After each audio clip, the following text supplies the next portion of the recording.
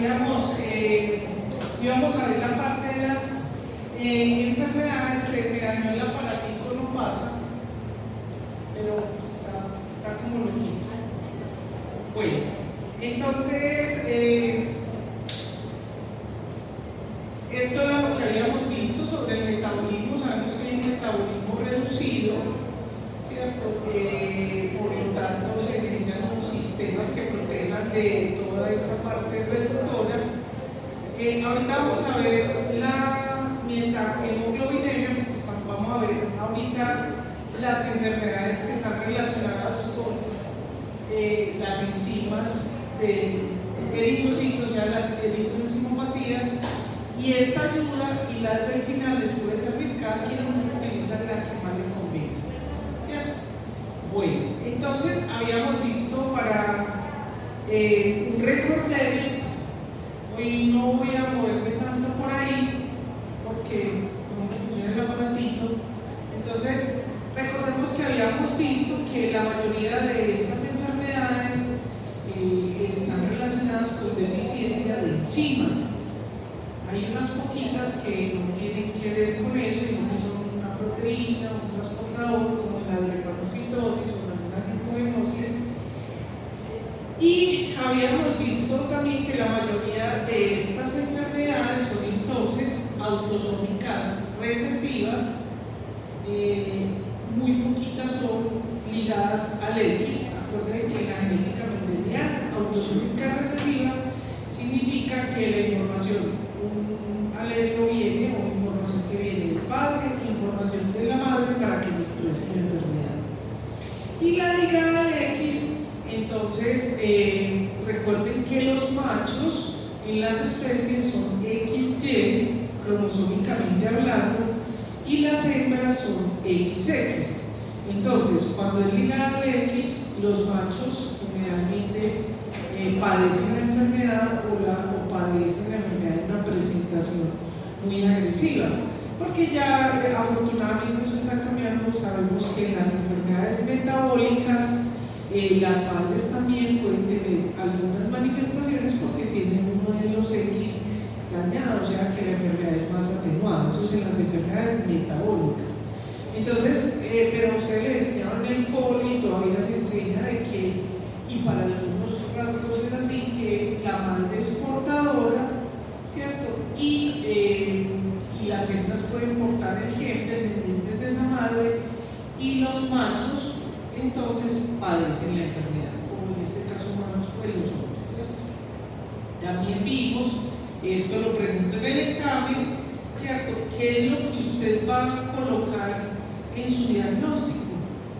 Por las herramientas que tenemos, usted como médico general, incluso muchas veces como hematólogos, porque no se tienen las herramientas, las pruebas diagnósticas o se demoran. Entonces todas estas deficiencias producen una anemia hemolítica no esferocítica hereditaria. Recuerden que le pongo congénita hereditaria porque eso va a depender del libro que usted estudie. También habíamos visto que entonces estas enfermedades producen el síndrome anémico agudo o síndrome anémico crónico también. ¿Qué va a ver usted en sus pacientes? Cuando su paciente esté con cefalea, dolor de cabeza, fiebres o picos de fiebres, hemoglobinuria, o sea, eliminación de hemoglobina en orina. Me preguntaban en el otro grupo y para, no sé si fue en esto, que cómo se sabía ese hemoglobinuria. Ustedes ya vieron citoquímico de orina. En la tirilla aparece la detección de hemoglobina, aunque también hay una prueba específica. Lo que pasa es que yo no sé si todavía la están haciendo. Tienen entonces taquicardia y ictericia, ¿cierto? Ahorita vamos a ver nuevamente este paciente, es un paciente colombiano, tiene ictericia. La ictericia es esa pigmentación amarillenta en los tejidos blandos, en las mucosas, muchas veces se ven en las manos. No tienen tratamiento, solamente tienen tratamientos paliativos, el antipirético para la fiebre, el analgésico para los dolores, pobres, si tienen mucha hemoglobinuria, mucha mioglobinuria, entonces les hacen diálisis, y para la anemia pues les hacen transfusiones. Listo. Muy bien.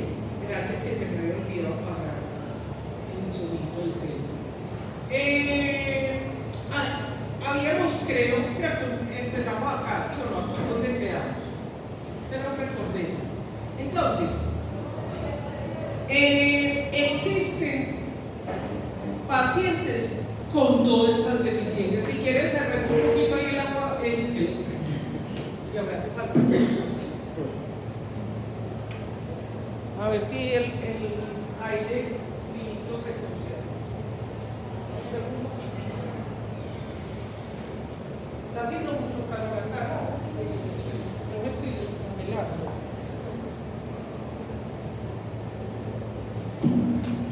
Bueno, entonces, existen individuos, pacientes que cualquiera de las enzimas que tienen que ver con la glucólisis, que tienen que ver con los nucleótidos, pueden tener deficiencia las enzimas de alguna de esas vías. Sin embargo, son muy raros y muy escasos. Tenemos, recuerden, se lo pregunto en el examen, hay dos que son las más frecuentes en el mundo. La literatura se pelea, que es la piruvato-quinasa, ¿sí? Y la glucosa 6-fosfato deshidrogenasa, que es de la vía de las pentosas. También las otras que tienen importancia son aquellas que, recuerden, en la vía de la glucólisis son enzimas que modulan la vía porque están en una sola dirección, ¿cierto? Cuando se hace gluconeogénesis no se hace como la exoquinasa, la fructoquinasa y la piruvato-quinasa. Entonces, vamos a ver esas dos, ¿cierto? En Colombia se han detectado más pacientes con glucosa 6-fosfato deshidrogenasa. Pero usted puede encontrar literatura que dice que la más frecuente en el mundo es glucosa 6-fosfato deshidrogenasa. Pero realmente se pelean las dos. Bueno, entonces, a continuación yo les dejo esa información para que les quede a ustedes. Yo le digo cuál le voy a preguntar. Bueno, le voy a preguntar la piruvato-quinasa y la glucosa 6-fosfato deshidrogenasa, pero que de todas maneras por allá en la neurona le quede a ustedes. ¿Qué vamos a ver cuando vamos pasando en cada una de estas deficiencias? Yo le lo puse en rojito, ¿cierto? La deficiencia es la enzima, es muy poco probable. En Colombia sí tenemos para hacer la determinación de piruvato-quinasa y de glucosa 6-fosfato deshidrogenasa, y prestan los servicios del laboratorio. Pero, y esto ha cambiado mucho, y seguramente que a ustedes les va a tocar mucho más, porque ahorita con todas las pruebas genéticas ya es más fácil encontrar. Casi todas estas enfermedades se están diagnosticando por pruebas genéticas, ¿cierto? Entonces, pues lo que va a aparecer es el gen que está involucrado con la enzima en cuestión.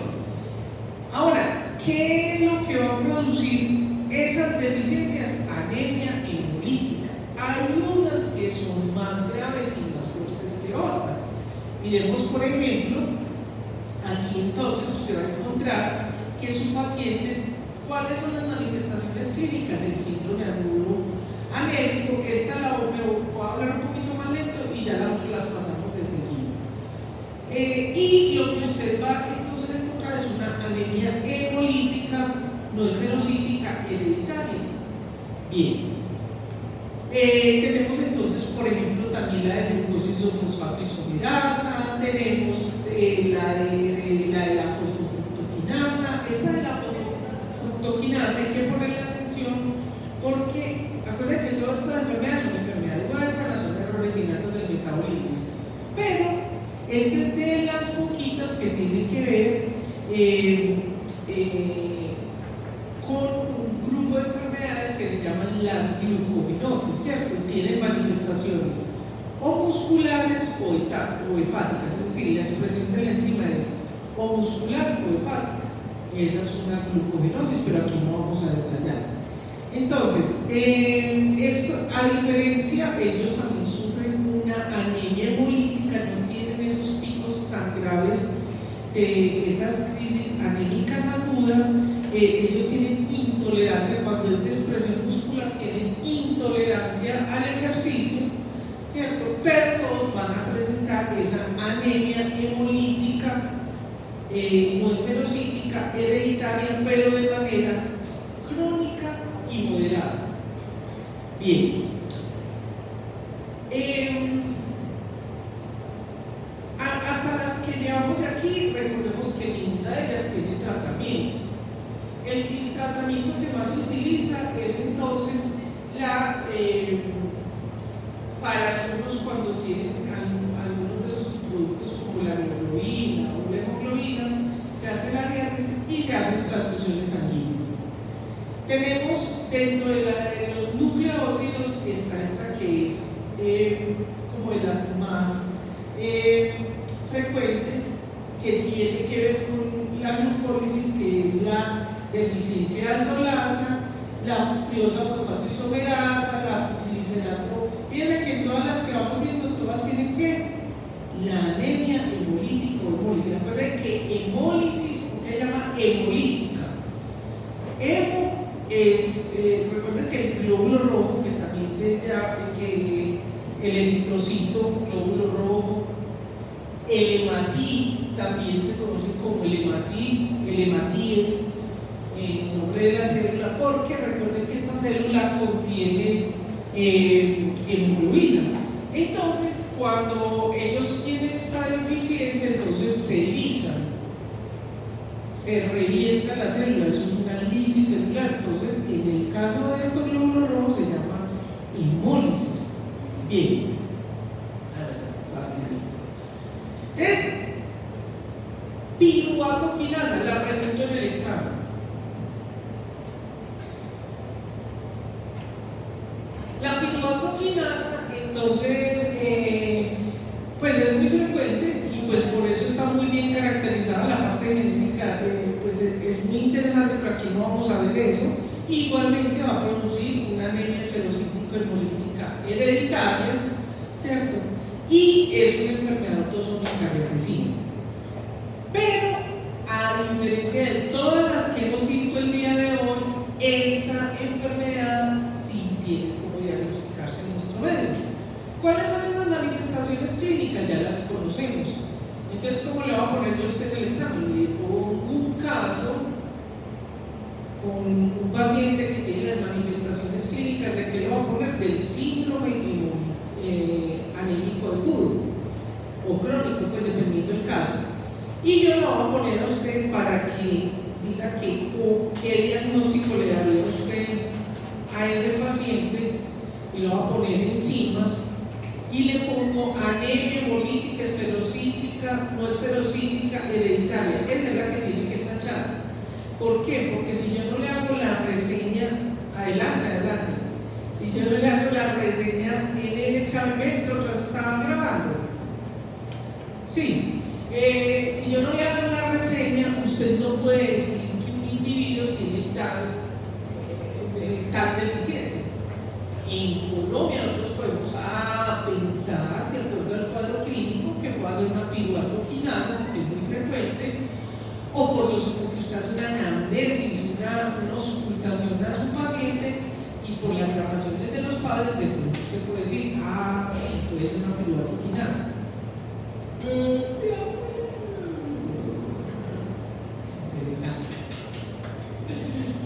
Listo. Entonces, eso así se lo puedo preguntar en el examen. Vale. Bueno, otra de las manifestaciones que suceden en los pacientes con estas anemias hemolíticas, casi todas, unas más que otras, este es el caso, tienen infecciones respiratorias a repetición. O sea que cuando usted haya haciendo su rural o trabajando en su municipio, o ahorita ustedes que les va a tocar, muchachos, ustedes van a ser los médicos de la atención primaria. Entonces, cuando usted ve que un paciente le viene, es un bebecito y cada rato con infecciones respiratorias, sospeche que puede tener una enfermedad rara, sobre todo una enfermedad del metabolismo, y puede ser de eso. Por eso el hemograma y los paraclínicos, a diferencia de todos los de mi generación y unas poquitas después, incluso estudiantes míos, el diagnóstico de eso no solamente se hace con molecular o con enzimas específicas. El hemograma, la simple hemoglobina, es muy barato. Averiguamos cuánto está valiendo hacer su hemoglobina y el hemograma. Vayan a averiguar ustedes ahí en sus redes. Bien, ¿qué sucede? ¿Qué vimos? Entonces, hay hemólisis, o sea que se erizan los eritrocitos, ¿cierto? ¿Qué dijimos? Que dónde está el cementerio de los glóbulos rojos, en el vaso. Entonces estos pacientes generalmente presentan esplenomegalia y hepatomegalia también, ambas en realidad, pero generalmente muchos de estos pacientes hay que hacerles una esplenectomía, es decir, le tienen que sacar el vaso. ¿Cuánto estaba ahí en un hemograma? Un hemograma y la hemoglobina solo. Búsquelo así en un laboratorio porque si usted lo pone en Simlab y eso, pero en los municipios pues eso no vale más de 10.000 o 20.000 pesos, solo generalmente hacen hemoglobina hematocrito. Bueno, entonces cierto, mire que usted va sumando como esas manifestaciones que le ayudan a construir. Yo estoy utilizando una palabra en esto, que es como esa constelación que lo lleva a usted a pensar. Pero entonces la buena noticia para la deficiencia de pilo, ay no voy a quedar en el video, voy a saludar.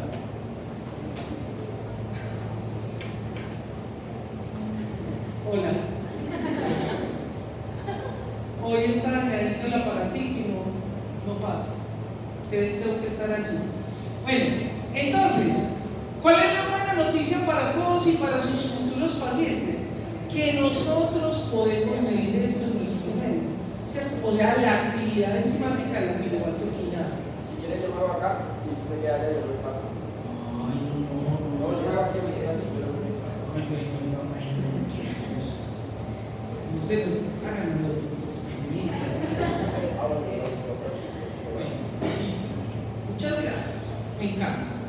Bueno, claro que yo vengo aquí a tomar mi tiempo. ¿y como cuál es? Ay, sí, es que no sé. Ay, vení, ¿cómo quedó allá? Yo no. Así. Eso. Sí, ya va bien. El video. Eso es para ustedes. Eso no, pues, no mentiras, chicos. Yo también me miro para ver qué errores les di y después corregirlos. Que a veces digo errores por hablar tan rápido. Entonces, pero además también, no sé si todavía se presta el servicio, están pero en el mundo, en otros países lo hacen.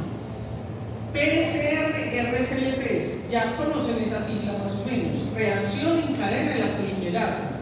Eso todo lo aprendimos en el COVID. Y esto significa la sigla que es polimorfismo en la longitud de los fragmentos de restricción. Ahorita les muestro una fotito que le va a hacer entender ustedes eso. Entonces simplemente se hace una PCR, se pone encima de restricción, ¿cierto? Entonces eso corta y crea, se pierde o se daña un alelo y con eso hacemos el diagnóstico. No tiene tratamiento, no existe tratamiento. El único tratamiento que hay es paliativo. Ajá. Bueno, yo te voy a hacer así. Es que está, ¿qué pasó ahí? No, pasarla porque quedó, no sé, como que se desorganizaron. Para allá. Eso. No, pero quedaron desorganizados. Pasarla adelante. Aquí No, ya sé por qué puse, porque les puse para los RFL, pues a los. No, sacamos así, tranquilito. No, que ahorita les muestro unas foticos cómo son los RFLPs. Igual usted pues como médico no va a ver nada de eso, ni va a ver el gen. Yo creo que ya lo vieron en biología de la célula, pero de todas maneras ustedes saben que lo pueden medir. Bueno, vamos entonces, ¿por qué le pongo el metabolismo de oxidorreducción? Porque es del glutatión, muy poquitas de las enzimas del glutatión están, pues yo nunca he visto un paciente que tenga alguna deficiencia sí está relacionado con la vía de las pentosas, por eso lo pongo ahí en la mitad, por la glucosa 6-fosfato deshidrogenasa. Entonces, en esto de la oxidorreducción, también recuerden que tenemos el metabolismo diapurasa, y esa enfermedad la vamos a ver ahorita. Entonces, recuerden que en algunos textos está el metabolismo oxidorreductor, incluye los dos, porque los dos hacen ese efecto, y otros lo tienen separado. ¿Listo? Entonces, en el metabolismo oxidorreductor, ¿cierto? Lo pongo acá porque recuerden que las vías de las pentosas está asociado con esa síntesis de glutatión que lo vimos. Entonces, la enzima que vamos a ver, que esa sí la voy a preguntar en el examen. Queridos y amados estudiantes, les voy a preguntar en el examen sobre la glucosa 6-fosfato deshidrogenasa. Entonces, ¿qué sucede? Ay, caramba. De todas estas enzimas, que si bien son de la síntesis y producción de glutatión, tenemos como primariamente la glucosa 6-fosfato deshidrogenasa, que es la que nos provee la coenzima reductora. ¿Sí se acuerdan cuál es? La NADPH, nicotinamina, adenina, nucleótido, fosfato. ¿Qué vitamina le va a mandar usted? B3, niacina. ¿Listo? Bueno, adelante. Entonces, ¿qué va a producir esta glucosa fosfato 6 deshidrogenasa? Miren, resulta que esta enzima tiene una particularidad, porque se puede presentar o de forma endógena, genética, o adquirida, como lo llaman en algunos textos, o exógena. Entonces, además de eso, es ligada al X. Es ligada al X. Entonces, hay unos que van a tener, realmente los que lo tienen X, y también va a depender de la variante genética, vamos a hablar del genético, ¿no? Y entonces tienen una ictericia neonatal que realmente es mortal. Si no se, pues si en los clínicos no se dan cuenta, es mortal. Y también hay unos que tienen anemia hemolítica aguda, que generalmente son los varones que heredaron el X malo o la variante que es pesada. Y las señoras no sufren esta ictericia neonatal o esta anemia hemolítica aguda tan fuerte, pero sí pueden tener una anemia hemolítica crónica. Anemia hemolítica no esferocítica crónica. Recuerden que, usted ya tiene que ir teniendo la terminología, el genotipo es la característica genética que va a provocar el fenotipo. ¿Cierto? Uno tiene genes para el pelo negro. ¿Y cuál es el fenotipo? El pelo negro. Igualmente acá, uno tiene genes para sintetizar la glucosa 6-fosfato deshidrogenasa, y el fenotipo puede ser variado. Puede ser ictericia neonatal, anemia hemolítica aguda y anemia esferocítica. Ojo, resulta que hay unos varones que tienen una variante genética que no les da tan fuerte, no les da pequeñito o no hacen picos de anemia hemolítica aguda. Y entonces, cuando están en contacto con algunos compuestos químicos, entonces activan la enfermedad.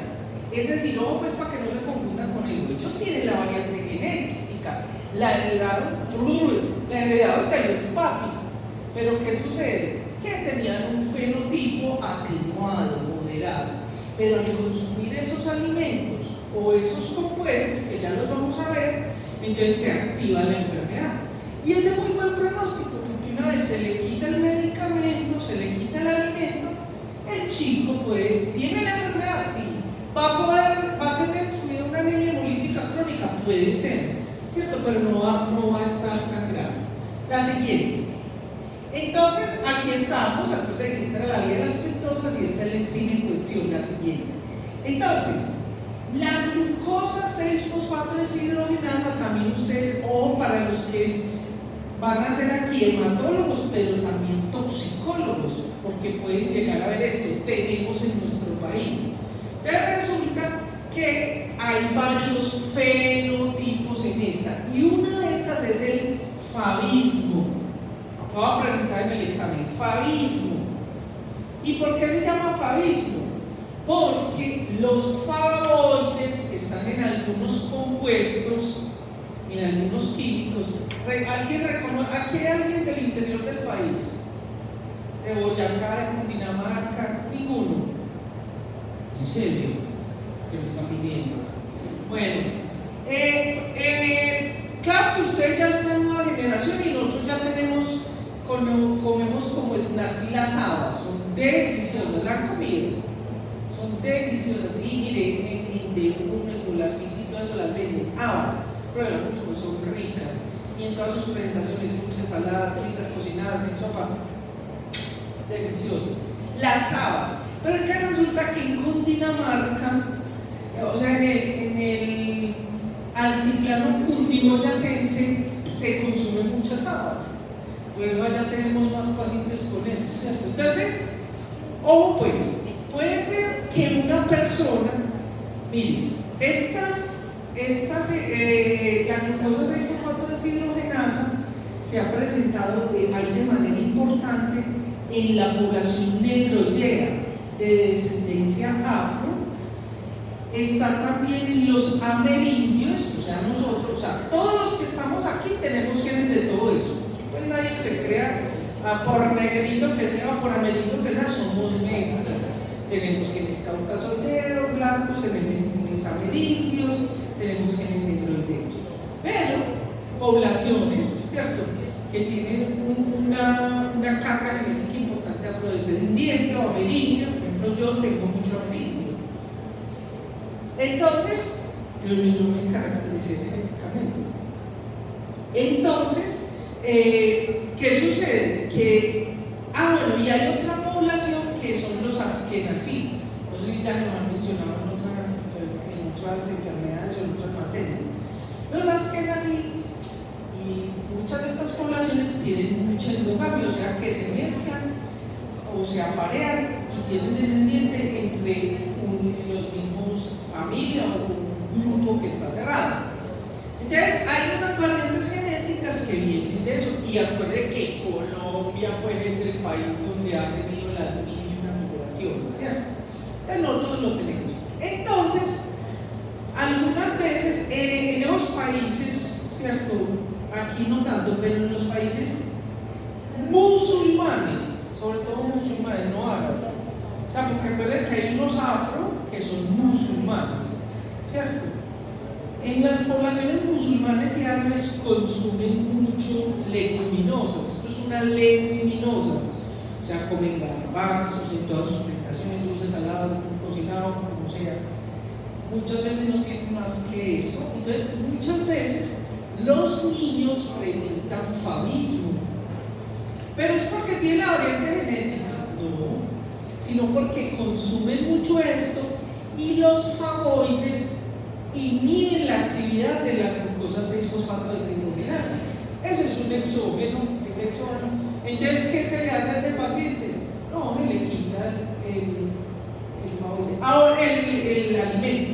Ahora, también puede ser, ahí ya viene ahorita la diapositiva, pueden ser algunos medicamentos, pueden ser algunos compuestos químicos que les produzca eso. Entonces, por ejemplo, tiene una infección renal, le ponen el antibiótico y eso le produce un favismo, se le dice así clínicamente. Ahí pues no es por el flavonoide, pero simplemente le quitan el medicamento y el chico super bien. ¿Listo? Y ya los otros, ¿cierto? Ya sí son genéticos. Me hice entender hasta ahí, para que no se confundan. Tienen que leer muy bien el caso que les pongo. Ahora, los genéticos, ¿cierto?, que también cuando tienen, o sea, clínicamente dicen, este paciente tiene un favismo, ¿cierto? No está adecuado muy bien porque el origen no es por los flavonoides, ¿cierto?, sino porque tiene una variante genética. A no ser que tenga la atenuada y al consumir habas, ¿sí me explico? Es decir, un hombre o mujer que tenga un X, una variante genética que da un fenotipo moderado, cuando come habas o le ponen estos medicamentos, expresan la enfermedad. Sí, no está complicadito. Pero entonces, cuando uno tiene un paciente que tiene una anemia por deficiencia de la glucosa, independiente del genotipo, siempre se le va a decir fenotipicamente un favismo, independientemente de la raza. Me encanta tu pregunta. A ver, usted le manda a medir la enzima y la enzima está deficiente, ¿cierto? ¿Por qué está deficiente? Puede ser o genético, que le heredaron los padres, entonces usted dice es una deficiencia, una anemia hemolítica, no esferocítica, hereditaria, compatible, bueno, como ya la diagnosticaron, por glucosa 6-fosfatosiliconasa, ¿cierto? Pero puede ser que la persona de la deficiencia, no porque tenga la variante genética, sino porque el favoide está inhibiendo la actividad enzimática. Entonces, ¿usted cómo hace para saber? Ay, es que yo leí, por ejemplo, el papá le dice, no, es que nosotros comemos muchas habas. Entonces ya usted va sospechando, quita las habas, ¿cierto? Y al quitar las habas, el paciente mejora. Si el paciente no mejora es porque es genético, ¿vale? Pero en ambos casos se le dice favismo. Pero es porque es un mal uso del término, ¿cierto? O sea, ustedes van a estar en la clínica y muchos, sobre todo los que son clientes, van a decir, es que este paciente tiene favismo. Usted lo va a entender porque usted estuvo conmigo. O sea, usted lo va a entender, pero literalmente hablando no es un favismo porque el paciente tiene la variante genética. Si es probado, si es provocado por los medicamentos o los alimentos, ahí sí. Ahí van a tener un dibujito que se lo va a aclarar. Sí, sí. Sea exógena o endógena, tienen síndrome anémico agudo. Generalmente los favismos no tienen crónico, no, sino que hacen una anemia, un síndrome anémico agudo. Sí, que dicha que me está preguntando. ¿Está buena la clase o qué?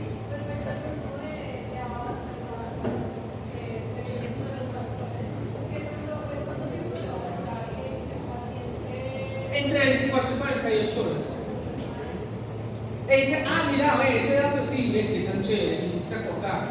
Eso es un muy buen dato. Si la mamá le dice, no, es que usted le dice, señora, ¿qué han comido ustedes en la casa?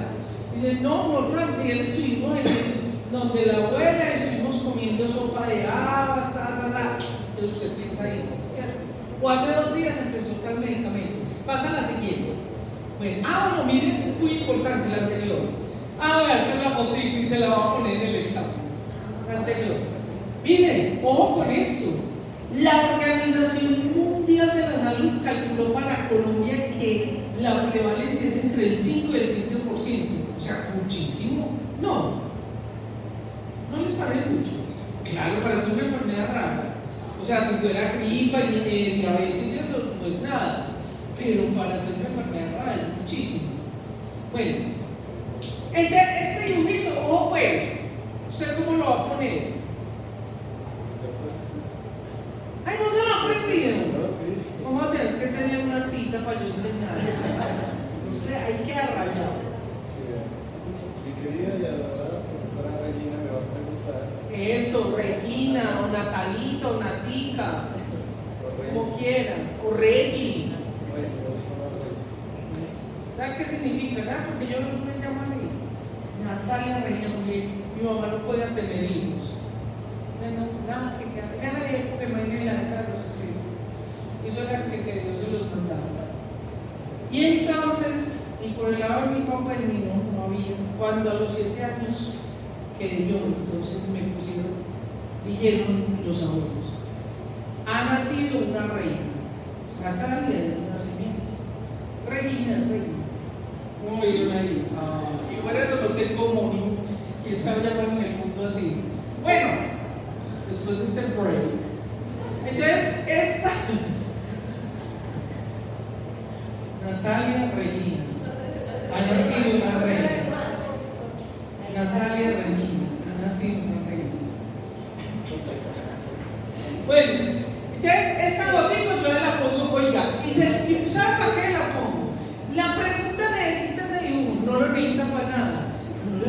hacemos el otro porque vean, me sancionan, me molestan.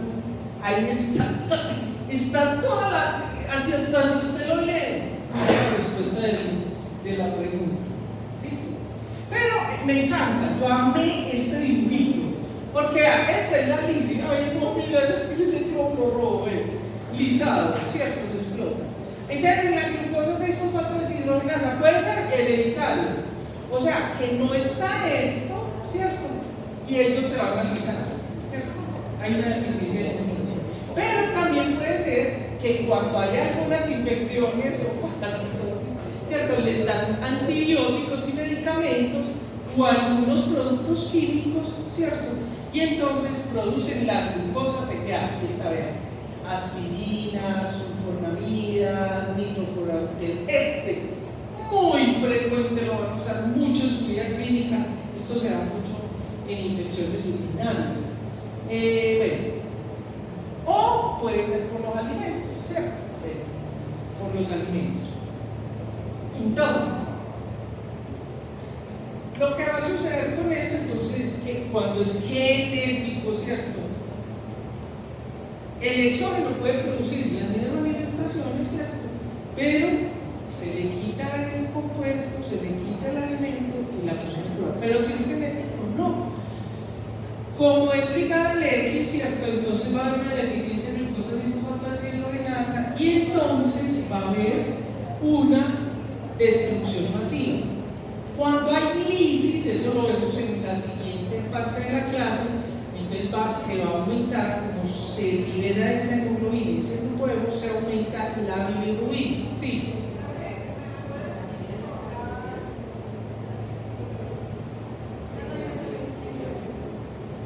Las manifestaciones clínicas es el síndrome anémico agudo, ¿cierto? O sea, su paciente va a tener una anemia hemolítica que puede ser aguda o crónica. ¿Y eso qué produce? Produce entonces el síndrome anémico agudo. ¿Y qué manifestaciones son esas? Dolor de cabeza, fiebre, hemoglobinuria, ictericia, sí. Para todos, o sea, esas primeras que yo le hago introducción, todos los pacientes con esas enfermedades tienen las manifestaciones. Entonces, vea, ese es un bebecito. O pueden verlo ahí. Lo utilizo para la otra clase también. Ustedes aprendieron, de pronto ya les enseñaron el Kerníterus, que es la ictericia neonatal. Muchas de estas enfermedades se dan por algunos errores innatos del metabolismo. Uno que es muy frecuente es por incompatibilidad del RH entre madre e hijo. Entonces el niño nace amarillito, entonces el neonatólogo y el ginecólogo le dicen: mamá, ponga el niño al sol, ¿cierto? O los ponen en cámaras de vuelo, de rayos ultravioleta, ¿cierto? Eso lo vamos a entender cuando veamos el catabolismo del grupo hemo. Y entonces el niño se le quita lo amarillito. ¿Cuál es el problema de eso? Que como hay mucha bilirrubina, la bilirrubina es un compuesto que no es hidrosoluble, entonces tiene tropismo por el cerebro, por el sistema nervioso, y entonces puede provocar un retardo mental severo, ¿cierto? Puede provocar sordera, puede provocar parálisis cerebral, y si es muy fuerte puede llevarla a la muerte. Adelante, la siguiente. Estas son las habas o el favismo. ¿Por qué llama favismo? Porque estos compuestos tienen favoides. Mire la pregunta que usted me hizo, que al cuánto tiempo, más o menos a las 28-48 horas de la ingesta de esas habas, se produce el favismo, ¿cierto? O, entonces todos los niños que coman habas les va a dar eso. No, tiene que ser lo que les den, como les dije en algunos lugares, que no hay nada más comida y les dan habas y habas y habas. O puede ser, por ejemplo, los pacientes que sean de plano con deodacense, si les da eso, ustedes tienen que sospechar de que tenga un genético atenuado y por eso la tiene. Bueno, la siguiente. Muchos compuestos tienen favoides, sí, muchas leguminosas tienen, muchas verduras tienen favoides, pero las habas tienen mayor concentración. Adelante. Miren, aquí están entonces Y otra cosa, lo que pasa es que las habas, como les digo, en muchas culturas se comen de muchas maneras. Por ejemplo, nunca hemos, mirando porque yo no sé si usted, incluso esposa, alguno de ustedes ha comido un frijol remojado. Eso es amarguísimo, o sea, no tiene paladar, es imposible. Y a uno no le venden frijoles ni fritos ni azucarados, ¿sí me hago entender? En cambio, las habas sí, ¿cierto? Uno puede comer 100 gramos tranquilamente, son deliciosas. Vayan y verán por aquí hay de uno, yo creo, y miren, habas, y la comen, deliciosa. Y si les da eso, me llaman, no me llaman. Bueno. Espérate, no. Y entonces también tenemos una cantidad de medicamentos. La nitrofurantoína es un antibiótico muy utilizado. Ustedes todo lo van a utilizar, se manda sobre todo en infecciones urinarias, ¿cierto? Entonces, ténganlo en cuenta. Bueno, sigamos adelante. Miren que hay mucho antibiótico y todo eso.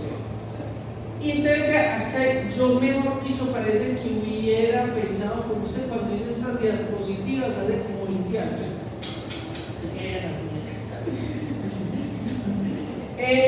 Porque usted me dice, ¿cuáles son las manifestaciones? Vea, mire, y por eso lo hago didácticamente así. Mira que yo le presenté al principio de las enfermedades, todas las enfermedades producen esto. Y aquí en esta, que es la que más tenemos, y este niño es un niño colombiano que con una deficiencia de glucosa 6-fosfato deshidrogenasa, mire la ictericia. Entonces este es el síndrome anémico agudo y de estas manifestaciones. La siguiente. También les pongo esta grafiquita, me gustó porque antes, no sé, miren a ver en internet, esto ya no lo ofrecen, pero a mí me tocó cuando hacían este test, que era para ver si era un test de Brenner positivo, ¿cierto? Y para sospechar, ahí era sospechar el diagnóstico y la actividad enzimática y los RFLPs. Ahora, en el tratamiento, si bien no tienen tratamiento para este tipo, entonces está la fototerapia, porque ya vimos que ellos presentan la ictericia, sobre todo cuando son bebecitos. Las transfusiones sanguíneas, porque si están muy anémicos, y la hemodiálisis si tienen mucha hemoglobinuria. La siguiente, aquí está la que esta sirve tanto para esta como para la otra. Este es el test de Herrera, que le echan a los glóbulos rojos y hace estos acúmulos del campo. Yo no sé si todavía eso lo hacen aquí en los laboratorios, creo que no, porque ahorita estamos en un determinismo que eso tiene que ver molecular.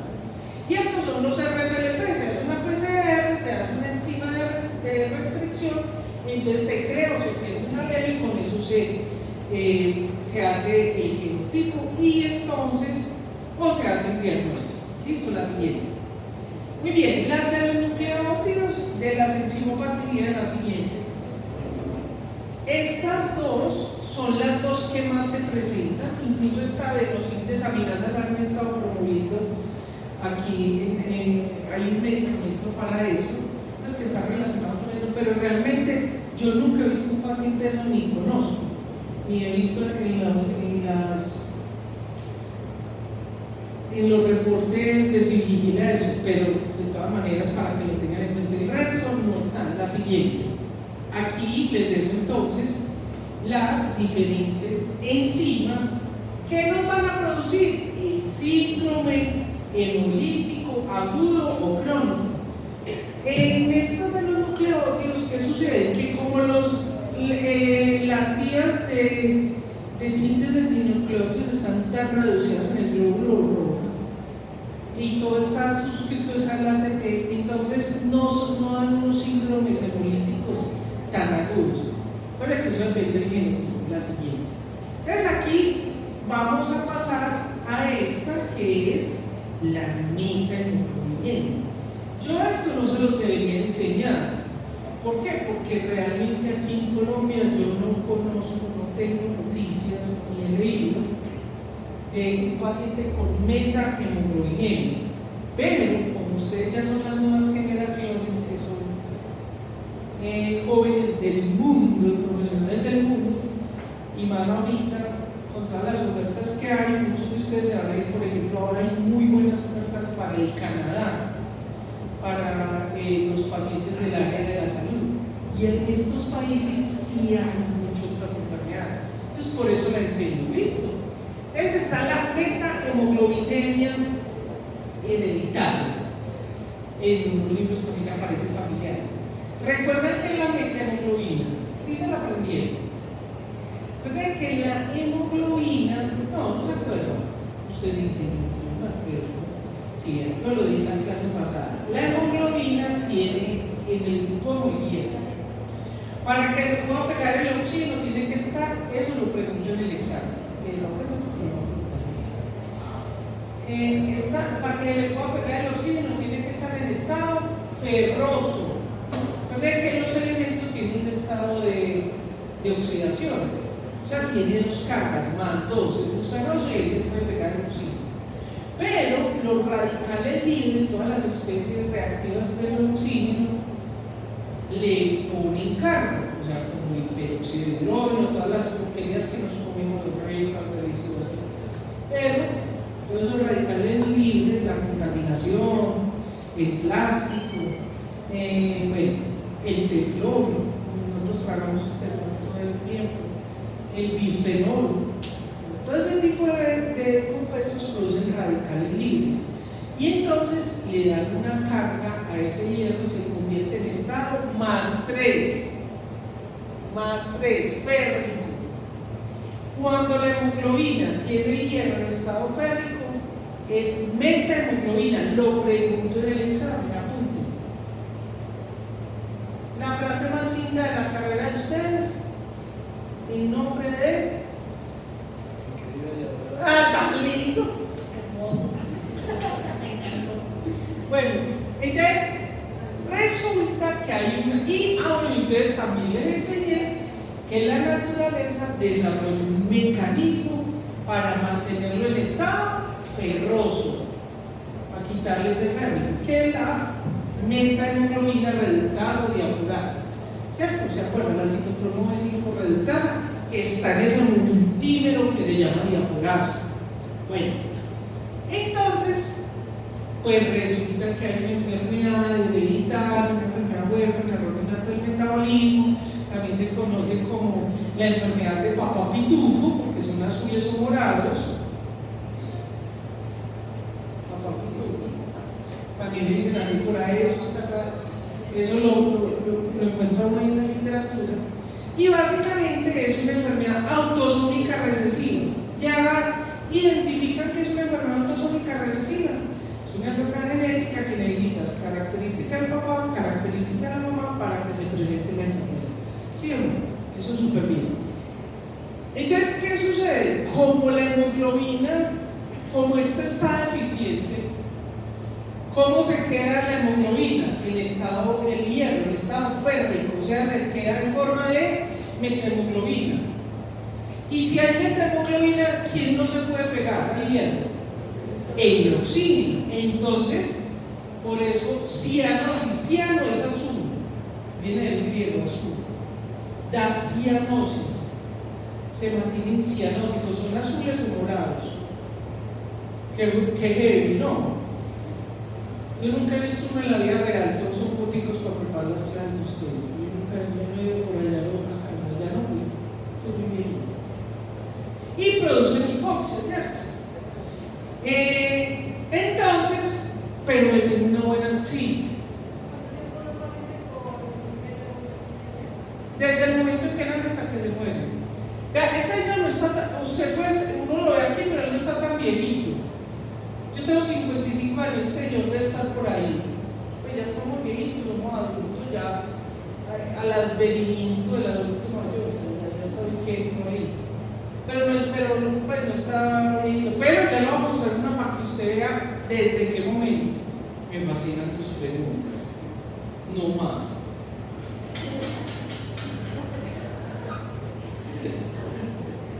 Voy a tomar pitico, prosto. Entonces, aquí en Colombia, yo no les voy a preguntar eso, pero hay diferentes tipos.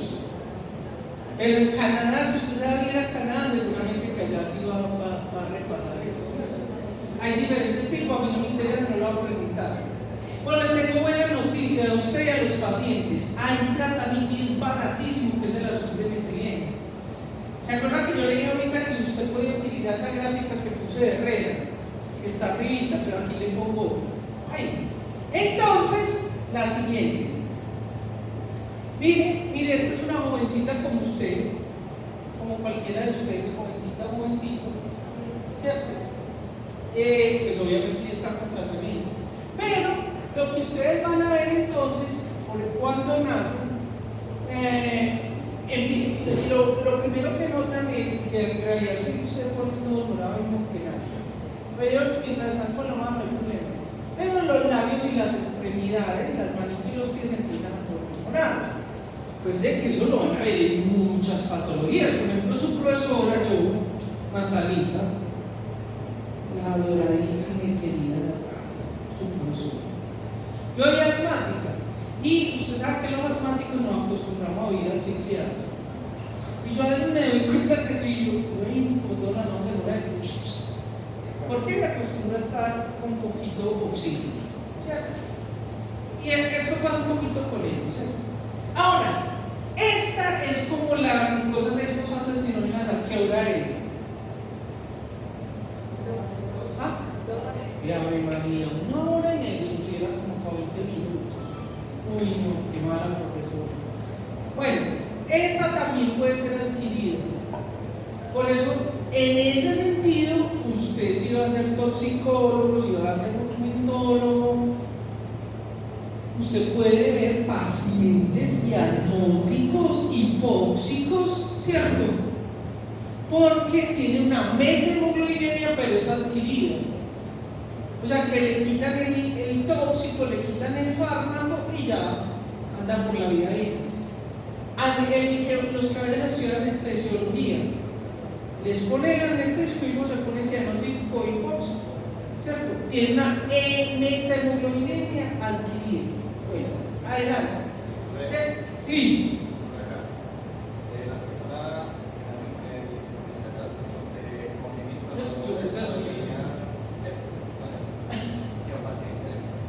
Sí, exacto.